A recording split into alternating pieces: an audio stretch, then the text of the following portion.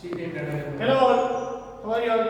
Hope you are doing fine. So today we are going to talk about South Asian literature. So this is Karthik standing in front of you to present on the PPT South Asian literature. What is meant by South Asian literature? South Asian literature that refers to the literary works of the writers from the Indian subcontinent. South Asian literature has an extensive history. So many writers have written from the South Asian subcontinent.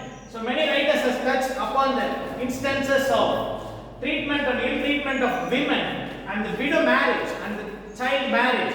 You can see each and everywhere there is a mistreatment and ill-treatment of women, and even in those villages child marriages are still prevailing. So in introduction to South Asian literature, what we saw about the literary works of writers from the subcontinent. So this is what the introduction on South Asian literature is. South Asian literature mainly talks about the introduction of the writers from the subcontinent and mainly diaspora. What is meant by diaspora? You all know diaspora is nothing but migration, alienation, hybridity. These are the techniques used by the diasporic writers like Salman Rushdie, Ronical Mysteries. Example of such a fine balance, Salman Rushdie's Midnight Children, where it talks about the idea of magical realism. So through the character Padma and Salim Sinai, the author Salman Rushdie is bringing out the idea of magical realism. And South Asian literature has an extensive history.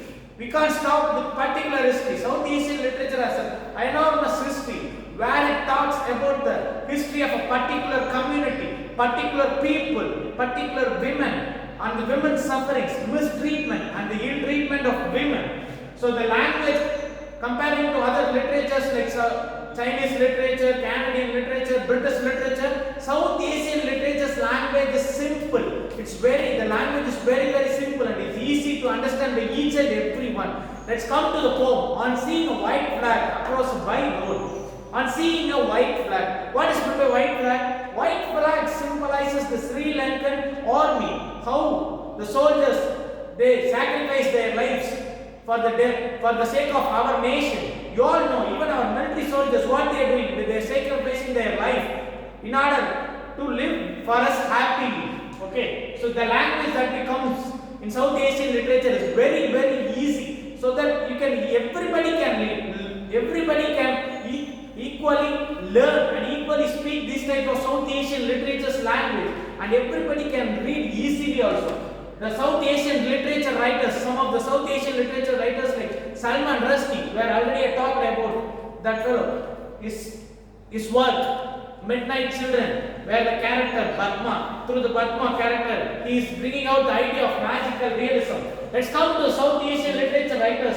They are writers like Chitra Banerjee Divakaruni. She is a contemporary South Asian writer. Okay, where we have our short story called Clothes. In this, he brings out the idea of a marriage.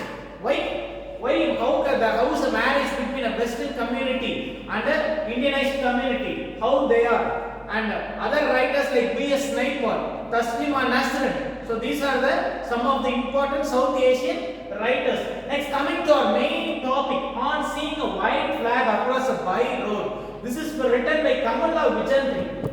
On Seeing a White Flag. What do you learn from that? The title, On Seeing a White Flag. White flag, you can see it symbolizes peace, it symbolizes war, everything. Here, coming to this poem, what it talks about is the mourning and the death of a particular soldier. Okay, so on seeing a white flag, across a by road brings out the idea of a dead soldier who has died in the war. Okay, so the author Kamala Vijayantri is mourning on the death of a particular soldier. Okay, so first they are bringing the body of the soldier in a coffin and they are keeping it and the people are mourning it. Okay, but the author is particularly talking about some people. What they are doing, they are simply drinking cokes and they are watching cricket and they are playing. So this is what is happening. You can see there is difference between people. Okay, finally the author brings out the death of the soldier in the contemporary instance. The author clearly brings out the idea of mourning through the lines of mother. Okay, her son has died. You can see the weepings of a particular mother when her son has died in a war field. She is literally crying, and the sister who is crumbled, she is sitting in the dim candle and she is just watching the dead body. So themes present in the poem are sacrifice, mourning, death, and the symbolification of the